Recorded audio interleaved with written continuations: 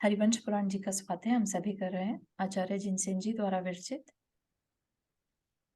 मंगलम भगवान वीरो मंगलम गौतमो गणी मंगलम कुंद कुंदाद्यो जैन धर्मोस्तु मंगलम। नमो अरिहंताणम नमो सिद्धाणम नमो आयर्याणम नमो उवज्जायाणम नमो लोए सवसाहुणम।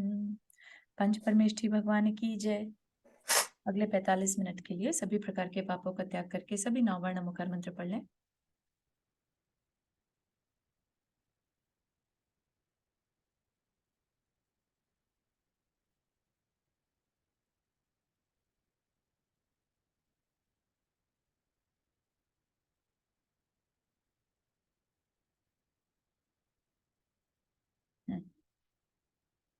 तो हमारा ये हरिवंश पुराण जी में इस समय चल रहा था नेमिनाथ भगवान का चरित्र कह लीजिए। उनके पहले हमने गर्भ का सीन देखा था, फिर जन्म कल्याणक की चर्चा चल रही है। ठीक है, तो जन्म कल्याणक में सारी उनकी जो बालक भगवान है तो उनका दिखा दिया था किस तरह से इंद्र उनके जन्म के समय आया और फिर अब चला गया। ठीक, तदनंतर अपना अपना कार्य पूरा कर दिक कुमारी देवियों ने आर्यपुत्री यानी कि भगवान की माता आर्यपुत्री जिन बालक सहित माता शिवा देवी के पास आकर उन्हें प्रणाम किया और उसके बाद वे प्रकृष्ट हर्ष से युक्त अपने शरीर की प्रभाव से दसों दिशाओं को दे दीप्यमान करती हुई अपने अपने स्थानों पर चली गईं। ये दिक कुमारियां है ना, जो अलग अलग स्थानों से आती हैं, अपने अपने स्थानों से मध्यलोक में ही रहते हैं। इनके निवास स्थान जो है मध्यलोक में पद्म सरोवरों के बीच में है ना, तो वहां से आती है माता की सेवा करने। इधर गुण समूह रूपी किरणों के समूह से समस्त जगत को आनंदित करने वाले बालक होने पर भी वृद्धा जैसी, वृद्धा मतलब थोड़े मेच्योरिटी के साथ है ना, जैसी क्रिया से युक्त बंधु वर्ग तथा देवों के द्वारा लालित नेमी जिनेन्द्र रूपी चंद्रमा दिन प्रतिदिन बढ़ते हुए लक्ष्मी से सुशोभित होने लगे। तो जो बालक तीर्थंकर हैं उनका लालन पालन बेसिकली देवों के द्वारा किया जाता है, सिर्फ देवों के द्वारा दी गई सामग्री ही वो यूज करते हैं। गौतम स्वामी कहते हैं कि यह स्तवन जो अभी इंद्र ने उनकी प्रशंसा करी थी, हमने जो लास्ट क्लास में देखा था, इंद्र जो है वो भगवान की तारीफ कर रहा है, भगवान की स्तुति कर रहा है, जो हमने 1008 जिन सहस्त्र नाम स्तोत्र में भी नाम पढ़ते हैं भगवान के, है ना, वो भी एक क्या है, भगवान की तारीफ करना, भगवान की स्तुति प्रशंसा करना। ठीक, और ये बहुत बड़ा अपने मेनली अंतराय कर्म को काटने का सबसे बड़ा आसान तरीका है भगवान की स्तुति करना। जिन सहस्त्र नाम स्तोत्र पढ़ने से अपने अंतराय कर्म दूर होते हैं। अगर किसी के भी जीवन में ऐसा हो, लग रहा हो कि हमारा लाभ अंतराय चल रहा है या दान अंतराय चल रहा है ना, भोग उपभोग में कोई अंतराय पड़ रहा है, तो मान लीजिए कि कहीं किसी अशुभ कर्म का उदय चल रहा है। राइट, अंतराय कर्म इज अशुभ कर्म। तो क्या करना, जिन सहस्त्र नाम स्तोत्र पढ़ना। ठीक, तो यहाँ पर इंद्र भी वही कर रहा है। ठीक, उसने भगवान का स्तवन किया। स्तवन मतलब स्तुति। गौतम स्वामी कहते हैं कि यह स्तवन उन नेमी जिनेन्द्र के जन्माभिषेक से संबंध रखने वाला है, जिनके सातिशय प्रभाव ने तीनों लोकों को व्याप्त कर रखा है, जो पाप को दूर करने वाले हैं, एक पुण्य का ही मार्ग बताने वाले हैं, है ना, क्योंकि तीर्थंकर बनने के बाद ही वह सबको शिक्षा दीक्षा जो भी उपदेश देते हैं वो बाद में देते हैं, है ना, तो पुण्य का ही मार्ग बताने वाले हैं, संसार में सारभूत हैं, मोक्ष के निकट हैं, भव्य जीवों को हर्ष उत्पन्न करने वाले हैं, प्रमाद को हरने वाले हैं, धर्म का उपहार देने वाले हैं। सब लोग बड़े हर्ष से जिनका नाम श्रवण करते हैं, जिनका स्मरण करते हैं और जिनका अच्छी तरह कीर्तन करते हैं, श्रवण करते हैं, स्मरण करते हैं और जिनका अच्छी तरह कीर्तन करते हैं, पढ़ा गया, सुना गया और सदा चिंतन किया गया यह स्तोत्र, क्या कौन सा स्तोत्र, जिन सहस्त्र नाम स्तोत्र, जिसमें भगवान के स्तुति है, इस लोक में साक्षात सम्यक दर्शन, सम्यक ज्ञान और सम्यक चारित्र रूपी संपत्ति को करता है, मानसिक और शारीरिक सुख प्रदान करता है, शांति करता है, पुष्टि करता है, तुष्टि करता है और संपत्ति को संपन्न करता है तथा परलोक में अनेक कल्याणों की प्राप्ति के कारणभूत उत्कृष्ट पुण्य आश्रव का स्वयं कारण है। समस्त पाप कर्मों के हजारों प्रकार के आश्रवों का निवारण करता है ना। तो क्योंकि अंतराय कर्म देखा जाए तो उसमें अगर किसी को दान का हमारा मन है, लेट से उत्कृष्ट दान देने का मन है लेकिन नहीं दे पा रहे, जैसे कि हमने आदिनाथ भगवान के केस में देखा, इवन भरत चक्रवर्ती तक को ये नहीं ध्यान में आया कि कैसे आहार देना, है ना। तो वो एक तरह से उनके अंतराय कर्म का उदय था कि उनको नहीं देने मिला, राजा श्रेयांश को देने मिला, बाकी किसी को नहीं मिला। इसी तरह से हमारे भी, हम यहाँ पर हैं, अमेरिका में है, तो हमारे भी ये एक तरह से अंतराय कर्म का ही उदय चल रहा है। या हम भारत में भी होते, लेट से हम नहीं जाने का मन बना पाते, तो ये हमारे अंतराय कर्म का उदय है कि हमारा अंदर से मन नहीं बन रहा है या बन रहा है लेकिन हम एग्जीक्यूट नहीं कर पा रहे उसको, कोई ना कोई बाधा आ जाए, तो वो अंतराय कर्म है ना। तो ये सब अगर हमारे अंतराय ना आए और हमारे अच्छे अच्छे कामों में हम मन लगाए रहे, हमारा लाभ हो रहा है लेकिन हम दान के में भी उसको लगा रहे हैं, तो एक तरह से हम पुण्य का आश्रव कर रहे हैं, है ना। और पुण्य के आश्रव से ही आगे चल के जो है सारी सुख सामग्री प्राप्त होती है, ठीक है ना।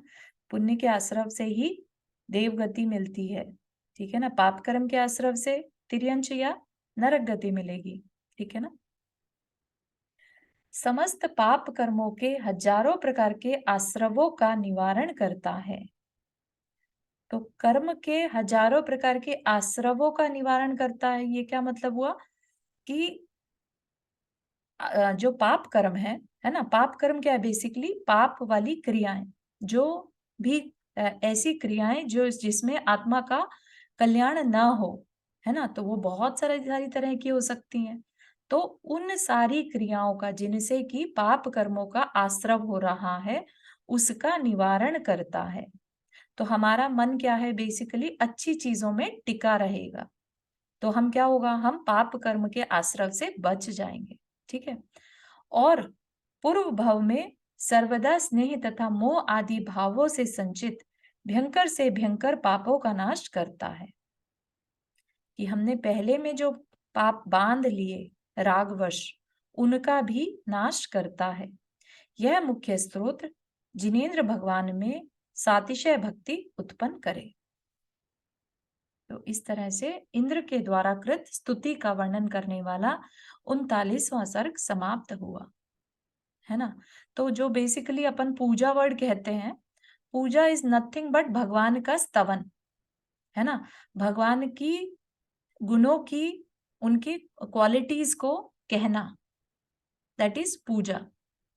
एक तरह से जिसे हम रिस्पेक्ट भी कहते हैं, रिस्पेक्ट में हम क्या करते हैं, जो भी अच्छी क्वालिटीज हैं जिनसे हम उनकी तरफ अट्रैक्ट हो रहे हैं, हम उनके बारे में बार बार कहना हमें अच्छा लगता है ना। तो वो ही पूजा है और वो ही स्तवन है, ठीक है ना। अथनंतर, तो अभी क्या हुआ, भगवान तो हो गए, है ना, गर्भ और जन्म कल्याणक हमने देख लिया। अब क्या कह रहे हैं कि अथनंतर, कुछ समय बाद, युद्ध में भाई का वध सुनकर, अगर आपको याद हो तो जरासंध के भाई अपराजित को कृष्ण जी ने मार दिया था, ठीक। अतनंतर युद्ध में भाई का वध सुनकर शोक रूपी सागर में डूबता हुआ जरासंध शत्रुओं पर उत्पन्न हुए क्रोध रूपी जहाज के द्वारा बचाया गया था। भावार्थ, मतलब क्या कहना चाह रहे हैं, भाई अपराजित के मरने से जरासंध को जो दुख हुआ था, उससे वह अवश्य ही मर जाता। मतलब कि उसको बहुत तीव्र दुख हुआ, इतना दुख कि वो उसके मरण ही हो जाता, परंतु शत्रुओं से बदला लेने के क्रोध ने उसकी रक्षा कर दी। समस्त नय और पराक्रम में निपुण जरासंध ने समस्त यादवों का नाश करने के लिए मन में पक्का विचार कर लिया। तो यादव कौन, यहाँ पर सब जो समुद्र विजय से लेकर जो भी 10 भाई थे, है ना, वो यादवों में आते हैं। 10 भाई तो वो हो गए, और 3 और जो अंधक वृष्टि, और 2 भाई थे ना जिनके की ये पुत्र थे, 10 पुत्र एक के थे और 3 पुत्र एक के थे, है ना। तो ये सब जो है सब के सब यादव वंशी कहलाते हैं। ठीक, तो सबने, जरासंध ने समस्त यादवों का नाश करने के लिए मन में पक्का विचार कर लिया और निर्भीक हो शत्रु के सम्मुख जाने के लिए मित्रों के समूह को आज्ञा दे दी। अब जरासंध जो था वो तो प्रतिनारायण था, 3 खंड का आधिपत्य उसके पास था, तो उसने सब मित्रों को, जो भी राजा उसके सपोर्टर थे, सबको आज्ञा दे दी। स्वामी की आज्ञा पाकर उसके हित की इच्छा करने वाला नाना देशों के राजा अपनी अपनी चतुरंग सेनाओं से युक्त हो आ पहुंचे। इधर अनंत सेना रूपी सागर के मध्य में वर्तमान जरासंध ने जब यादवों की ओर प्रयाण किया, प्रयाण मतलब प्रस्थान किया, चलना शुरू किया, तब गुप्तचर रूपी नेत्रों को धारण करने वाले चतुर यादवों ने शीघ्र ही उसका पता चला लिया। तो यादवों को पता चल गया कि जरासंध उनकी ओर युद्ध करने के लिए आ रहा है। तदनंतर जो शास्त्र और अवस्था में वृद्ध थे तथा पदार्थ का यथार्थ स्वरूप निरूपण करने वाले थे, ऐसे वृषणी वंश एवं भोज वंश के प्रधान पुरुष इस प्रकार मंत्र करने के लिए तत्पर हुए। ठीक, तो गुप्तचर ने आके बताया यादवों को कि इस तरह जरासंध युद्ध के लिए आ रहा है। ठीक, तो उसमें जो ओल्ड थे, जो बुद्धिमान थे, वो उन्होंने आपस में मंत्रणा करी। क्या मंत्रणा करी? वे कहने लगे कि 3 खंडों में इसकी आज्ञा अन्य पुरुषों के द्वारा कभी खंडित नहीं हुई। यह अत्यंत उग्र है, इसका शासन भी अत्यंत उग्र है। चक्र, खड्ग, गदा तथा दंड रत्न आदि अस्त्रों के बल से यह उद्यत है। किए हुए उपकार को मानने वाला है। जो मनुष्य अपराध कर नम्रीभूत हो जाते हैं, उन पर यह क्षमा कर देता है। हम लोगों का इसने पहले कभी अपकार नहीं किया, उपकार करने में ही निरंतर तत्पर रहा, किंतु अब माता और भाई के वध से उत्पन्न पराभव रूपी रज के मल को दूर करने के लिए क्रोध युक्त हुआ है। माता ने जमाता होना चाहिए था, यहाँ पर जमाता मतलब जमाई, है ना। बेटी का हस्बैंड कंस मारा गया ना, कंस, और फिर अपराजित भी मारा गया, ठीक है ना। तो उनके कारण यह अब क्रोध युक्त हुआ है और भयभीत होते हुए हम लोगों के सम्मुख आ रहा है। यह इतना अहंकारी है कि हम लोगों की दैव और पुरुषार्थ संबंधी यह सामर्थ्य को, जो अत्यंत प्रकट है, देखता हुआ भी नहीं देख रहा। क्या दैव और पुरुषार्थ संबंधी सामर्थ्य उनके पास? क्या कह रहे वो? कृष्ण, बलराम और नेमिनाथ तीर्थंकर स्वयं। तो 3-3 शलाका पुरुष जहां हो, और ऊपर से वसुदेव क्या है? कामदेव, है ना। तो इतने सारे गुड सोल्स वहां पर हैं और फिर भी वो जरासंध को नहीं दिखाई दे रही हैं। तो उसका अहंकार उस चीज को नहीं देखने दे रहा है। कृष्ण के पुण्य का सामर्थ्य और बलराम का पौरुष, यह सब परम वैभव बालक अवस्था ही से प्रकट हो रहा है। इंद्रों के आसन को कंपित कर देने वाले नेमिना तीर्थंकर यद्यपि इस समय बालक हैं, तथापि उनका प्रभुत्व तीनों जगत में प्रकट हो चुका है। वह यह भी नहीं सोच रहा है कि जिस तीर्थंकर का पालन करने के लिए समस्त लोकपाल व्यग्र रहते हैं, उस तीर्थंकर के कुल का कौन मनुष्य अपकार कर सकेगा। ऐसा कौन अज्ञानी है जो बड़ी बड़ी ज्वालाओं को धारण करने वाले अग्नि का हाथ से स्पर्श करेगा, और ऐसा कौन बलवान है जो जीतने की इच्छा से तीर्थंकर, बलभद्र और कृष्ण का सामना करेगा, है ना। तो क्योंकि उसकी सोच नहीं वर्क कर रही है, इसलिए उसको ये तीनों नहीं दिखाई दे रहे हैं। यह राजा जरासंध प्रति नारायण है और इसके मारने वाले ये बलभद्र तथा नारायण या निश्चित ही उत्पन्न हो चुके हैं।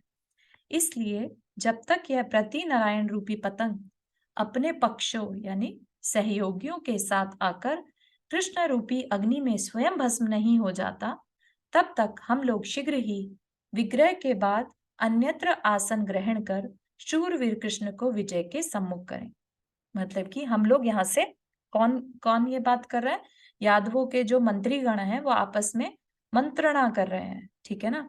तो वो क्या कह रहे हैं कि उसने तो आकर भस्म होना है, लेकिन उस चीज को टालने के लिए चलो हम अभी कहीं दूसरी जगह पर चलते हैं।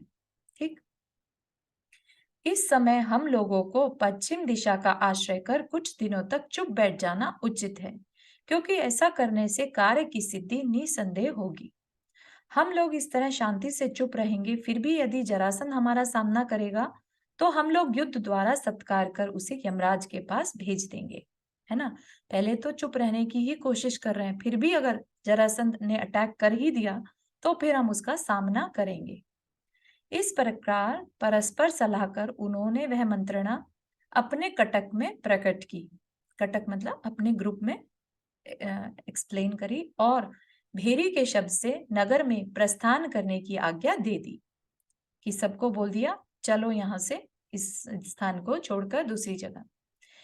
भेरी का, हाँ नंदा जी आपने हाथ रेस किया। हाँ, ये जो एक लाइन है यहाँ पर कि वो पश्चिम की दिशा में जाके हम लोग चुपचाप होके बैठ जाते हैं, हम्म। ये क्या उनका कुछ एस्ट्रोलॉजी का वो था कुछ, ये मतलब कि उस दिशा में जाके या अपने ही राज्य के दक्षिण में बैठ जा, पश्चिम में बैठ जाते, इस समय हम लोग को पश्चिम हाँ राष्ट्र कर कुछ दिनों तक चुप बैठा रहना चाहिए, उचित हो है, इस हाँ। क्या मतलब है यहाँ पर?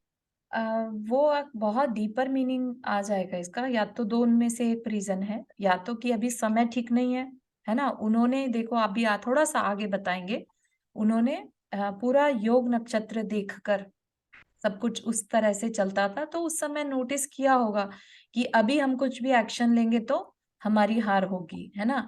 और अगर हम थोड़ा रुक जाएंगे और वो हमारी तरफ आएगा तो हमारी विजय ही होगी, है ना। तो या फिर ये है कि स्थान परिवर्तन से भी कर्म का फल चेंज हो जाता है ना। तो द्रव्य क्षेत्र काल भाव, तो उन्होंने क्षेत्र बदल लिया, ठीक है ना। तो दो तीन चीजें इसमें कह सकते हैं, यस, है ना। और ये भी है कि हमें उन्होंने एक ट्रिक भी आगे फॉलो करी है, तो वो भी देख लेते हैं। तो उनका ये सब यहाँ पर पर्पस क्या है, एक तरह से युद्ध को टालने का, ठीक है। कि वो जरासंध जो है वो क्योंकि अंधा हो गया है, देख नहीं पा रहा है कि उसका मरण निश्चित है अगर वो हमसे युद्ध करता है, इनसे युद्ध करता है तो, है ना। तो एक तरह से वो अपने आप को दूर भेजकर उस युद्ध को टालने की कोशिश कर रहे हैं, अंटिल जरासंध खुद सामने आकर युद्ध के लिए ललकारे, तो हम उसे यमराज के पास भेज देंगे, ठीक है। तो दोनों ही चीजें इसमें मानकर चलिएगा कि वो युद्ध टालना भी चाह रहे हैं, और ये भी है कि समय बहुत अनुकूल अभी नहीं है ना। लेकिन ऑफ कोर्स तीर्थंकर जिस घर में हो, या जिस घर में नारायण बलभद्र हो, तो वैसे तो उस घर को कोई सोचने की जरूरत ही नहीं है, किसी से भी डरने की जरूरत नहीं, ठीक है ना। क्यों? हम्म। भेरी का शब्द सुनकर यादव और भोजवंशी राजाओं की चतुरंग सेना चल पड़ी। मथुरा, शौर्यपुर और वीरपुर की प्रजा ने स्वामी के अनुराग से साथ ही प्रस्थान कर दिया। अब आप देखिएगा कितने करोड़ यादव निकले वहां से। हाँ सरोज जी आपने हाथ रेज किया। हाँ, मैं ये कह रही थी, ये पश्चिम दिशा में ये भी तो हो सकता है कि थोड़ा अंधेरा रहता है, पूर्व दिशा में तो उजाला रहेगा, पश्चिम दिशा में थोड़ा अंधेरा रह सकता है ना। ऐसा नहीं, आपको वो द्वारिका का अगर नाम सुना है, द्वारिका नगरी, है ना। हाँ हाँ तो हाँ, हो एक गई। तरह से कंप्लीटली समुद्र के बीच में जाकर नगरी बसाकर वो रहने वाले हैं, ठीक है ना। हाँ, तो उससे ताकि वो अपनी एक तरह से कि हम है ही नहीं, बेसिकली ऐसा अच्छा। रिप्रेजेंट करने वाले हैं, ठीक है। हम्म। हाँ हाँ, द्वारका देखी हुई है, हाँ, हाँ, ठीक तो अभी बहुत अच्छा प्रकरण चलने वाला है है। द्वारिका का। तो सारी जो प्रजा थी वो भी चल पड़ी। धर्मात्मा जनों से युक्त ब्राह्मण, क्षत्रिय, वैश्य आदि चारों वर्ण की प्रजा ने राजा, मंत्री आदि प्रकृति के साथ होने वाले उस प्रस्थान को ऐसा माना जैसे अपने स्थान से वन क्रीड़ा के लिए ही जा रहे हैं। उस समय अपरिमित धन से युक्त 18 करोड़ यादव शौर्यपुर से बाहर निकले थे। आप इमेजिन भी नहीं कर सकते, करोड़ किसे कहते हैं, वो भी 18 करोड़ यादव, ठीक है ना। क्योंकि मतलब इतनी जनसंख्या वहां पर थी, उस शौर्यपुर में से ही 18 करोड़ यादव निकल गए। उत्तम तिथि, नक्षत्र, योग और वार आदि को प्राप्त हुए वे उच्च कुलीन राजा छोटे छोटे पड़ावों द्वारा गमन करते थे। तदनंतर अनेक देशों का उल्लंघन कर जब वे पश्चिम दिशा की ओर गमन कर रहे थे, है ना, गुजरात साइड बोलते हैं ना द्वारिका। तदनंतर अनेक देशों का उल्लंघन कर जब वे पश्चिम दिशा की ओर गमन कर रहे थे, तो विशाल विंध्याचल पर्वत उनके समीपस्थ हुआ, अर्थात क्रमशः गमन करते हुए वे विंध्याचल के समीप जा पहुंचे, जो हाथियों के वनों से सुंदर था, सिंह और व्याघ्रों से सुशोभित था और अपनी चोटियों से आकाश का चुंबन कर रहा था। ऐसे उस विंध्याचल की शोभा ने मनुष्यों का मन हर लिया। मार्ग में पीछे पीछे जरासंध आ रहा है, यह सुनकर अत्यधिक उत्साह से भरे हुए यादव लोग भी युद्ध की इच्छा करते हुए उसकी प्रतीक्षा करने लगे। उन दोनों की सेनाओं में थोड़ा अंतर देख समय और भाग्य के नियोग से अर्ध भरत क्षेत्र में निवास करने वाली देवियों ने अपने दिव्य सामर्थ्य से विक्रिया कर बहुत सी चिताएं रच दी। क्या कर दिया? जैसे पीछे पीछे जरासंध तो आ ही रहा था, क्योंकि वो बहुत क्रोध में था, है ना? तो आगे आगे भले ही सेनाएं रेडी थी कि वो आएगा तो हम उससे फाइट कर लेंगे, लेकिन उससे पहले ही व्यंतर जाति की जो देवियां थी, है ना, उस जगह पर निवास करने वाली, उन्होंने क्या किया? एक इल्यूजन क्रिएट किया। उन्होंने बहुत भयंकर आग रचा दी, ठीक, और बहुत सी जैसे कि चिताएं जल रही हों, ठीक है, ऐसी जलती हुई चिताएं वहां पर क्रिएट कर दी विक्रिया से, और शत्रु के लिए यह दिखा दिया कि यादव लोग अग्नि की ज्वालाओं से व्याप्त हैं। जरासंध ने ज्वालाओं के समूह से जिनका शरीर व्याप्त था, ऐसी जलती हुई चतुरंग सेना को जहां तहां देखा। ज्वालाओं से जब जरासंध का मार्ग रुक गया, तब उसने अपनी सेना वहीं ठहरा दी और बुढ़िया का रूप धरकर रोती हुई एक देवी से पूछा कि हे वृद्धे, यह किसका विशाल कटक व्याकुल हो जल रहा है, और तू यहाँ क्यों रो रही है? सब ठीक ठीक कह। उस समय वृद्धा के नेत्र आंसुओं से व्याप्त थे तथा उसका कंठ यद्यपि शोक से रुंधा हुआ था, तथापि जरासंध के इस प्रकार पूछने पर बड़ी कठिनाई से शोक को रोककर वह कहने लगी। तो ये बुढ़िया कौन है?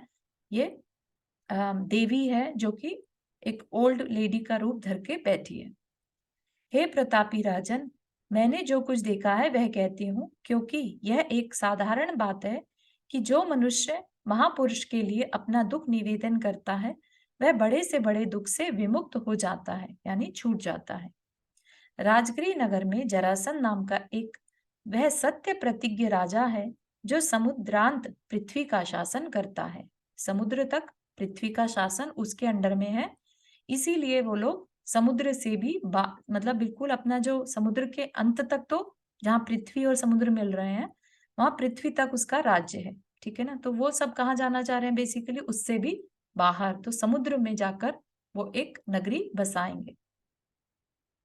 जान पड़ता है कि उसकी प्रताप रूपी अग्नि की ज्वालाएं शत्रुओं को शांत करने के लिए बड़वानल के छल से समुद्र में भी देदीप्यमान रहती हैं।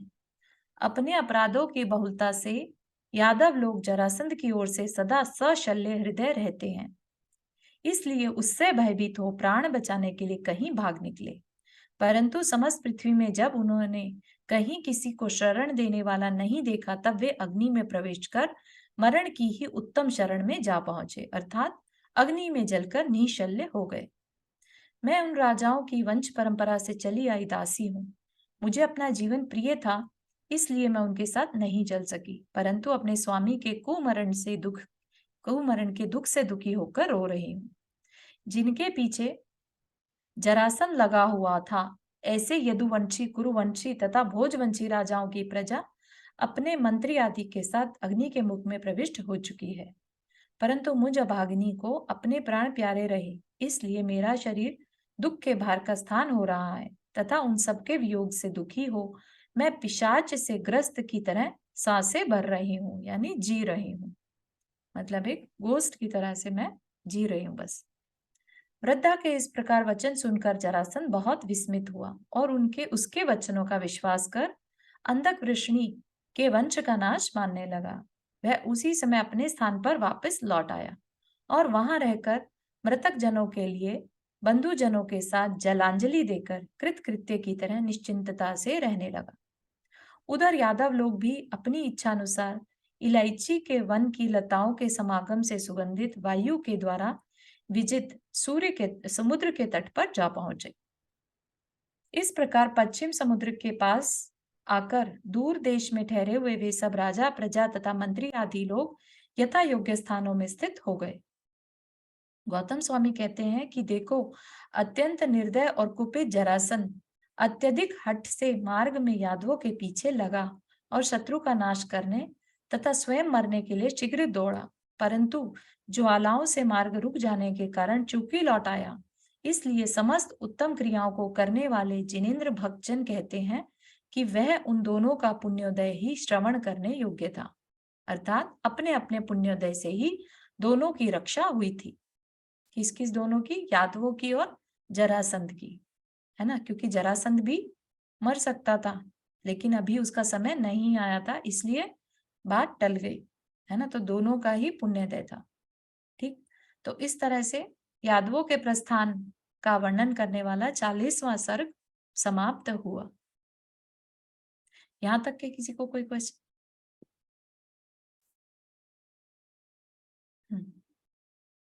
तदनंतर समुद्र विजय जो 10 भाई थे, है ना, समुद्र विजय आदि दशार जो 10 भाई थे, महाभोज, वृषणी, कृष्ण तथा नेमि जिनेन्द्र आदि क्षत्रिय लहराते हुए समुद्र को देखने की इच्छा से उसके समीप गए। उस समय उस समुद्र में जहां तहां जल के छींटे बिखर रहे थे। उससे ऐसा जान पड़ता था मानो मदोन्मत्त दिग्गज ही हो। मदोन्मत्त दिग्गज, दिग्गज मतलब समुद्र जो हाथी की तरह सूंड में भर के पानी फेंकता है, ऐसा। और मछलियों के बार बार उछलने तथा नीचे आने की लीला से ऐसा जान पड़ता था मानो नेत्रों को कुछ कुछ खोल रहा हो और बंद कर रहा हो। वह समुद्र ऊंची उठती हुई अपनी चंचल तरंग रूपी भुजाओं के समूह से ऐसा जान पड़ता था मानो विशाल आकाश से ईर्ष्या कर समस्त दिशाओं से युक्त आकाश का आस्फालन करने के लिए ही उद्यत हुआ हो, आकाश को गले लगाने के लिए ही उद्यत हुआ हो। जो लहरों से चारों ओर घूम रहा था, जिसके भीतर बड़े बड़े भयंकर मगरमच्छ उछल कूद कर रहे थे, एवं जो मकरी रूपी हस्तिनों से घिरा हुआ था, ऐसे समुद्र को उन सब ने देखा। उस समय वह समुद्र, अभी वो सिर्फ समुद्र की तरफ सबके सब देख रहे हैं, है ना, उनके दिमाग में क्या चल रहा है अभी किसी को नहीं पता। उस समय वह समुद्र जिनेंद्र भगवान के द्वारा निरूपित शास्त्र, ठीक है, तो अभी समुद्र को किससे कंपेयर करेंगे यहाँ पर थोड़ी देर तक? अभी जिनेंद्र भगवान के द्वारा निरूपित शास्त्र के साथ सागर को कंपेयर करा जाएगा, ठीक है। तो वह समुद्र जिनेंद्र भगवान के द्वारा निरूपित शास्त्र रूपी सागर के समान जान पड़ता था, क्योंकि जिस प्रकार बुद्धिहीन मनुष्य उद्योग करने पर भी जिनेंद्र निरूपित शास्त्र रूपी सागर का पार प्राप्त नहीं कर पाते, उसी प्रकार बुद्धिहीन मनुष्य उद्यम करने पर भी उस समुद्र का पार नहीं प्राप्त कर पा रहे थे, है ना। अगर नाव बनानी नहीं आती, समुद्र को कैसे पार करना ये नहीं आता, तो नहीं पार कर पाएंगे, है ना। इसी तरह से जिनेंद्र भगवान के जो दिव्य ध्वनि से निरूपित जो शास्त्र रचे गए, वो बुद्धिहीन मनुष्यों के काम में नहीं आते, है ना, वो संसार रूपी सागर से पार नहीं करा पाते। फिर कह रहे हैं, अगेन कंपेयर कर रहे हैं, जिस प्रकार जिनेंद्र निरूपित शास्त्र रूपी सागर की अपनी स्थिति अत्यंत गंभीरता के योग से अलंघित है, अर्थात उसका कोई उल्लंघन नहीं कर सकता, कि भाई जो भगवान ने शास्त्र बताए हैं या शास्त्र की जानकारी दी है, उसकी गंभीरता को, उसका कोई कंपैरिजन नहीं है, मतलब सबसे ज्यादा गंभीर है। उसी प्रकार उस समुद्र की अपनी स्थिति भी अत्यधिक गंभीरता यानी गहराई के योग से अलंघित थी, अर्थात उसे लांग कर कोई नहीं जा सकता था। अगेन, जिस प्रकार जिनेंद्र निरूपित शास्त्र रूपी सागर उत्कृष्ट भंग रूपी तरंगों से युक्त, भंग रूपी मतलब अलग अलग पर्सपेक्टिव के साथ, ठीक है, अलग अलग उसके क्या कह लीजिए, भंग मतलब होता है सप्तभंगी बोलते हैं ना, तो अलग अलग कहने के तरीके। तरंगों से युक्त अंग यानी द्वादशांगी रूपी महाजल से युक्त है, उसी प्रकार वह समुद्र भी ज्वार भाटा तरंग तथा फेन आदि उठते हुए अंगों से पूर्ण महाजल से युक्त था। जिस प्रकार जिनेंद्र निरूपित शास्त्र रूपी सागर पुराणों में निरूपित नाना मार्गों के समूह रूपी नदियों के अग्रभाग से मनोहर है, ये क्या कह रहे हैं? शास्त्र रूपी सागर पुराणों में निरूपित नाना मार्गों के समूह से समूह रूपी नदियों के अग्रभाग से मनोहर है, उसी प्रकार वह समुद्र भी पुराण यानी जीर्ण शीर्ण मार्ग को बहाकर लाने वाले नदियों के अग्रभाग से मनोहर था, अर्थात उसमें अनेक नदियां आकर मिल रही थी। ठीक है, तो यहाँ पर क्या है, पुराण में भी अलग अलग तरीके से जिस तरह से बात को कहा है वो क्या है, नदियों के अग्रभाग की तरह से है, सब एक जगह पर मिल रही हैं। ठीक है ना, इसी तरह से समुद्र की भी कल्पना करी है कि जिस तरह नदियां मिलकर उसको उसके अंदर समाहित हो रही हैं, है ना, उसको कंपेयर किया। जिस प्रकार जिनेन्द्र निरूपित शास्त्र रूपी सागर सर्वश्रेष्ठ आत्मद्रव्य सम्यक दर्शन सम्यक ज्ञान और सम्यक चारित्र रूपी महारत्न तथा मुक्त जीव रूपी मुक्ता फलों का आकर यानी खान है ना, उसमें सारे अच्छी अच्छी बातें लिखी हैं, तो इसलिए वो इस तरह का खान है ना, रत्न सम्यक जो रत्नत्रय है वो रत्न बेसिकली 3 रत्नों का जोड़, ऐसे ही और भी रत्न, आत्मद्रव्य अपने आप में एक रत्न है, मुक्त जीव जो है रत्न है, तो एक तरह से जिनेन्द्र रूपी शास्त्र क्या है, रत्नों की खान है। उसी प्रकार वह समुद्र भी अमूल्य यानी श्रेष्ठ गुणों से युक्त बड़े बड़े रत्न तथा मुक्ता फलों का आकर यानी खान था। समुद्र जो होता है ना, बोलते हैं कि समुद्र में मतलब रत्नों की खानें रहती हैं, इतना ज्यादा रत्न समुद्र के अंदर में होते हैं। जिस प्रकार जिनेन्द्र निरूपित शास्त्र रूपी सागर अनादिक है, अर्थ सामान्य की दृष्टि से अनादि है ना, क्योंकि जो भी उसमें बातें लिखी हैं वो एप्लीकेबल कब से हैं, अनादिकाल से, तो अर्थ सामान्य की दृष्टि से अनादि हैं। उसी प्रकार वह समुद्र भी अनादिक यानी असदृश जल से युक्त है। असदृश मतलब उसके जैसा जल और नहीं है। जिस प्रकार जिनेन्द्र निरूपित शास्त्र रूपी सागर विशालता और निर्दोषता के संयोग से आकाश की लक्ष्मी को स्वीकृत करता है यानी आकाश के समान जान पड़ता है, उसी प्रकार वह समुद्र भी अपने विस्तार और स्वच्छता के कारण आकाश की लक्ष्मी को स्वीकृत कर रहा था। ठीक है, तो यहाँ पर आकाश की लक्ष्मी को आकाश के समान जान पड़ता है, मतलब इतना ब्रॉडर है, जैसे आकाश एकदम निर्दोष दिखता है, विशाल दिखता है, ऐसा ही वह समुद्र भी आकाश रूपी लक्ष्मी के समान दिख रहा था। जिस प्रकार जिनेन्द्र निरूपित शास्त्र रूपी सागर अपने भीतर अनंत जीवों की रक्षा रूप दृढ़ व्रत को धारण करता है, अर्थात अनंत जीवों की रक्षा रूप सुदृढ़ व्रत को धारण करने का उपदेश देता है, उसी प्रकार वह समुद्र भी अपने भीतर रहने वाले अनंत जीवों की रक्षा रूप दृढ़ व्रत को धारण करता था, अर्थात अपने भीतर रहने वाले अनंत जीवों की रक्षा करता था, है ना, क्योंकि समुद्र में अनंत अनंत जीव रहते हैं और सागर एक तरह से उनकी प्रोटेक्शन करता है, उनको रहने का स्थान देता है। ठीक है ना, तो उस अपेक्षा से कहा जा रहा है। जिस प्रकार जिनेन्द्र निरूपित शास्त्र रूपी सागर विजय की इच्छा रखने वाले समस्त वादियों के द्वारा अलंघित पद है, अर्थात समस्त वादी उसके एक पद का भी खंडन नहीं कर सकते, उसी प्रकार तो क्या कह रहे हैं, जिनेन्द्र जो सच्चे शास्त्र हैं, जिनेन्द्र निरूपित शास्त्र मतलब सच्चे शास्त्र, है ना, और वादी ऐसे वादी जो विजय की इच्छा रखते हैं, चाहे उन्हें कुछ भी कह के जीतना पड़े, है ना, तो कह रहे विजय की इच्छा रखने वाले वादियों के द्वारा अलंघित, तो समस्त वादी उसके एक पद का भी खंडन नहीं कर सकते, उसमें ऐसा कुछ भी नहीं लिखा जिसका खंडन किया जा सके। उसी प्रकार वह समुद्र भी भक्षक करने वाले समस्त विजय अभिलाषी लोगों के द्वारा अलंघित पद था, अर्थात उसके एक स्थान का भी कोई उल्लंघन नहीं कर सकता था। ठीक है, उसको पार नहीं पाया जा सकता था। जिस प्रकार जिनेन्द्र निरूपित शास्त्र रूपी सागर अपने मुख अथवा स्पर्श से ही शरणागत मनुष्यों के अनंतानुबंधी संबंधी संताप को दूर करता है, फिर अपने अवगाहन मनन चिंतन आदि के द्वारा तो कहना ही क्या, मतलब कि उसके सिर्फ देखने मात्र से, उसके स्पर्श मतलब कि सिर्फ ये कहना कि मैं देव गुरु शास्त्र की शरण लेता हूँ, है ना, ऐसा कहते हैं ना, तो उसकी शरण लेने मात्र से ही हम क्या कहते हैं, अनंतानुबंधी कषाय जो है वो दब जाती है या नष्ट हो जाती है, राइट। तो वो यहाँ पर कह रहे हैं शरण लेने मात्र से ही अनंतानुबंधी संताप को दूर करता है। फिर उसके बाद अगर उसका मनन चिंतन करे, ध्यान कर ले तो मोक्ष ही हो जाएगा। उसी प्रकार वह समुद्र भी अपने अग्रभाग अथवा स्पर्श से ही समीप में आए हुए मनुष्यों के अगणित एवं संततिबद्ध संताप को दूर करता था। फिर अपने अवगाहन की तो बात ही क्या थी।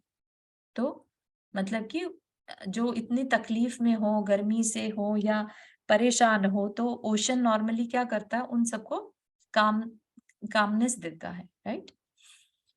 इस प्रकार जिनेंद्र भगवान के द्वारा निरूपित शास्त्र रूपी सागर के समान उस समुद्र को देखकर वह राजाओं का समूह अत्यंत प्रसन्न हुआ। उस समय वह समुद्र बिखरी हुई पुष्पांजलियों से सुशोभित हो रहा था, तरंगों से लहरा रहा था और शंखों के शब्द से व्याप्त था। इसलिए ऐसा जान पड़ता था मानो भगवान नेमिनाथ के आगमन से उत्पन्न अत्यधिक हर्ष से ही उसने पुष्पांजलियां बिखेरी हों। तरंग रूपी भुजाओं को ऊपर उठाकर वह नृत्य कर रहा हो और शंख ध्वनि के बहाने हर्ष ध्वनि कर रहा हो।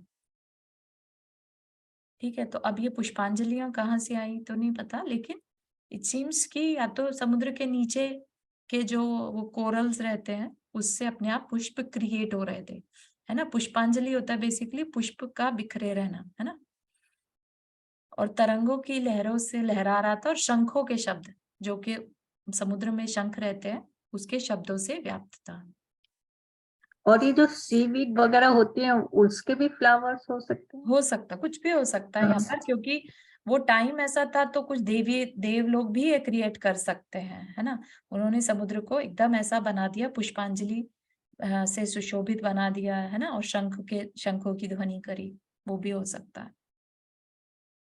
वह अपने तरंग रूपी हाथों के द्वारा मूंगा और मोतियों का अर्घ बिखेर रहा था। तो क्लियर कर दिया यहाँ पे, है ना, मूंगा और मोतियों का तरंगों के हाथों से, ऐसे जैसे मूंगा और मोती तो नीचे ही रहते हैं ना, तो वहां से वो ऊपर की ओर आ गए तथा गर्जना से मुखर होने के कारण मानो कृष्ण के लिए स्वागत शब्द का उच्चारण ही कर रहा हो। उस समुद्र की मछलियां उछल रही थी। उससे ऐसा जान पड़ता था मानो वह मछलियां रूपी नेत्रों से युग के प्रधान श्री बलदेव को देखकर उछलते हुए जल से उठकर उनका सत्कार ही कर रहा हो।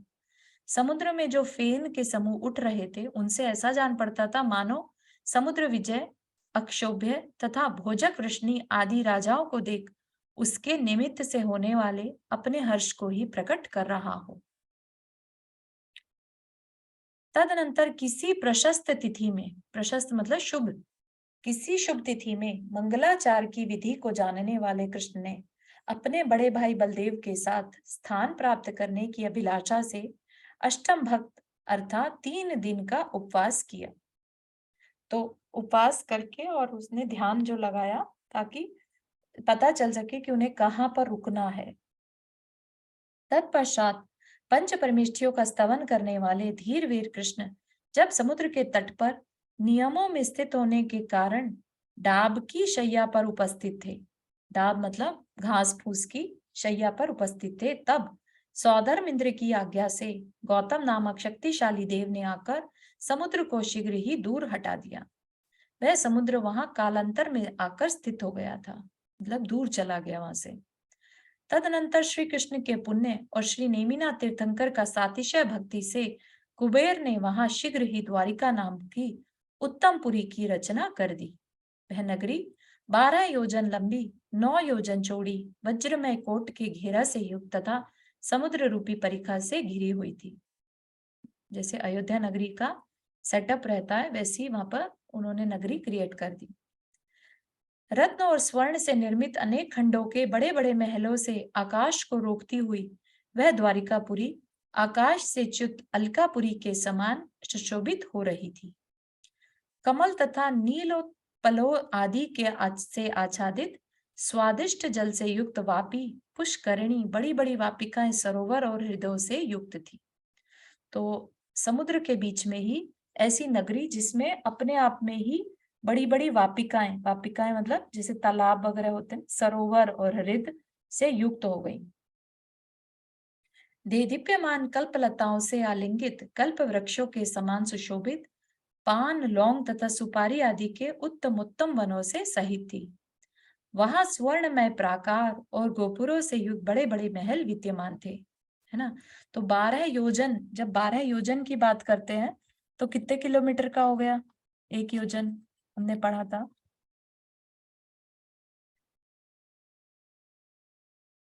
है ना, कुछ 8 किलोमीटर का होता है ना, 8 बोले तो शायद 8 मील का होता है 12 किलोमीटर। तो और ये 12 टाइम्स 12 तो 144 किलोमीटर का एरिया में वो नगरी बस गई। ठीक, वहां स्वर्णमय प्राकार, प्राकार मतलब रहने के स्थान, तथा गोपुरों से युक्त बड़े बड़े महल विद्यमान थे, तथा सभी स्थानों पर सुख देने वाले रंग बिरंगे मणिमय फर्श शोभायमान थे, जिनके बीच बीच में प्याऊ तथा सदावर्त आदि का प्रबंध था। ऐसी चौड़ी, लंबी चौड़ी सड़कों से वह नगरी बहुत सुंदर जान पड़ती थी, तथा वह राजाओं और समस्त प्रजा के निवास के योग्य सुशोभित थी। सब प्रकार के रत्नों से निर्मित प्राकार और तोरणों से युक्त एवं बाग बगीचों से सहित ऊंचे ऊंचे जिन मंदिरों से वह नगरी अत्यंत अत्यधिक सुशोभित हो रही थी। इस नगरी के बीचों बीच आग्नेय आदि दिशाओं में समुद्र विजय आदि 10 भाइयों के क्रम से महल सुशोभित हो रहे थे। उन सब महलों के बीच में कल्प वृक्ष और लताओं से आवृत, आवृत मतलब ढके हुए 18 खंडों से युक्त श्री कृष्ण का सर्वतोभद्र नाम का महल शोभित हो रहा था। सरोज जी कुछ कह रहे हैं? आप म्यूट पर हैं। समुद्र विजय जो थे वो नेमिनाथ भगवान के पिताजी थे। हाँ बिल्कुल सही। तो फिर वो 10 भाइयों में नेमिनाथ भगवान का नाम कैसे आ रहा है? 10 भाइयों में नहीं आ रहा है, 10 भाइयों का में जो सबसे बड़े भाई हैं उनका पुत्र था नेमिनाथ। हाँ, समुद्र विजय जो हाँ थे। हाँ हाँ। तो जब उनका प्रस्थान हुआ था तब उनको बताया था कि नेमिनाथ भगवान, हालांकि बालक थे उस समय, है ना, तो अच्छा वो द्वारिका में जाकर रहे। अच्छा, ठीक, थैंक यू। ठीक ठीक। अंतःपुर तथा पुत्र आदि के योग्य महलों की पंक्तियां श्री कृष्ण के भवन का आश्रय कर चारों ओर सुशोभित हो रही थी।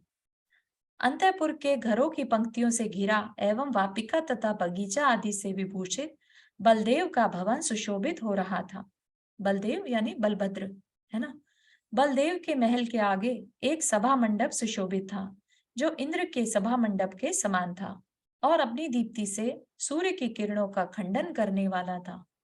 उस नगरी में उग्रसेन आदि जो 10 भाई थे वो तो अंधक वृष्टि के थे, है ना, और जो उग्रसेन वाले जो 3 भाई थे वो भोजक वृष्णि के पुत्र थे। तो वो सभी यादव वंशी थे, तो निकल गए वहां से। उस नगरी में उग्रसेन आदि सभी राजाओं के योग्य महलों की पंक्तियां सुशोभित थी, जो 8-8 खंड की थी, जिसका वर्णन करना शक्य नहीं था, तथा जो अनेक द्वारों से युक्त थी। ऐसी सुंदर नगरी की रचना कर कुबेर ने श्री कृष्ण से निवेदन किया, अर्थात नगरी रची जाने की सूचना श्री कृष्ण को दी।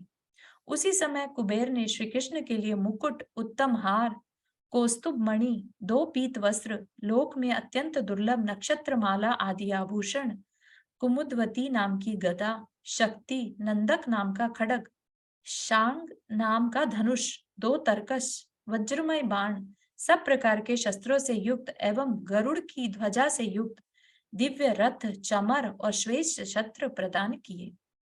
साथ ही बलदेव के लिए 2 नील वस्त्र, माला, मुकुट, गदा, हल, मुसल, धनुष बाणों से युक्त 2 तरकश, दिव्य अस्त्रों से परिपूर्ण एवं ताल की ऊंची ध्वजा से सबल रथ और छत्र आदि दिए। समुद्र विजय आदि 10 भाई तथा भोज आदि राजाओं का भी कुबेर ने वस्त्र, आभरण आदि के द्वारा खूब सत्कार किया, क्योंकि वो सब तो अपना सब कुछ छोड़ के चले गए थे, है ना। तो यहाँ पर उनके पास क्योंकि कुछ नहीं था, तो कुबेर ने उनका सब कुछ कंप्लीट कर दिया। श्री नेमिनाथ तीर्थंकर आदि अपनी अवस्था के योग्य उत्तमोत्तम वस्तुओं के द्वारा पूजा को प्राप्त हुए ही थे। इस विषय का अधिक वर्णन करने से क्या प्रयोजन, है ना, क्योंकि तीर्थंकर बालक का तो सारा काम कहीं भी रहेंगे वो देव ही करेंगे, है ना।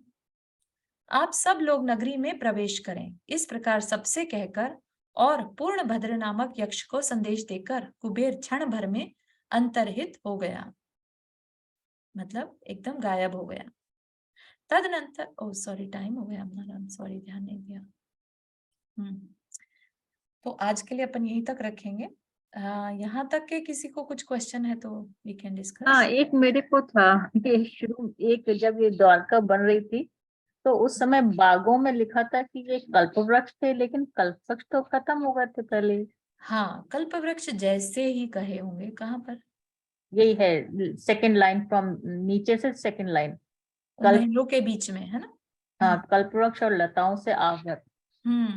हाँ, तो ये कल्प वृक्ष तो खैर नहीं हो सकते क्योंकि तीसरा काल जा चुका था, तो ये मतलब ये है वैसे ही सिमिलर, है ना, कल्प वृक्ष क्या और ये लताओं से क्योंकि नगरी उन्होंने बनाई थी कुबेर ने, इसलिए उन्होंने, वो तो स्पेशल है, उन्होंने लाके लगा दिए। हाँ, अब ये नहीं समझ में आ रहा है, मतलब ऐसा कभी सुनने में नहीं आया कि द्वारिका में कल्प वृक्ष थे, है ना। तो अब एक्सेप्शन हो कोई कि उनके देव क्रिएट कर सकते हैं, ऐसा कोई एक्सेप्शन है तो वो हो सकता है, तो ये अपने को और क्लियर करना पड़ेगा। और नेमिनाथ भगवान कृष्ण भगवान से कितने बड़े छोटे थे? कितने वर्ष का डिफरेंस था वो अपन कैलकुलेट कर सकते हैं, लेकिन हाँ डेफिनेटली छोटे थे क्योंकि श्री कृष्ण ऑलरेडी जन्म चुके हैं, है ना। श्री कृष्ण तो बिल्कुल युवावस्था में दिखाए हैं और विवाह भी हो गया उनका, और यहाँ पर अभी जो बालक है नेमिनाथ भगवान तो डेफिनेटली छोटे हैं, है ना। तो तो कुछ फिर वर्षों जो का ही अंतर रहा होगा, मे बी सैकड़ों वर्ष, दैट्स इट, क्योंकि उस समय की आयु बहुत ज्यादा होती थी। हम्म।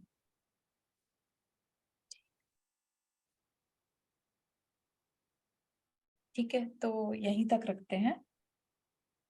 जिनवानी स्तुति। जा वाणी के ज्ञान से सूझे लोकालोक, सो वाणी मस्तक धरो सदा देत हो दोख। हे जिनवाणी भारती तो जपो दिन रैन, जो तेरा शरण आ गए सो पावे सुख चैन। नौ बार नमक करना।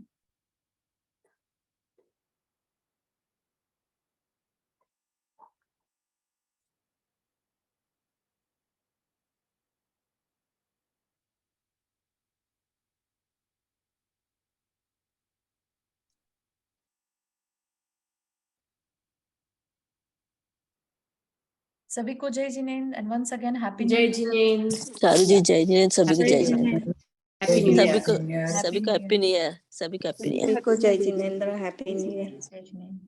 जय जिनेन्द्र।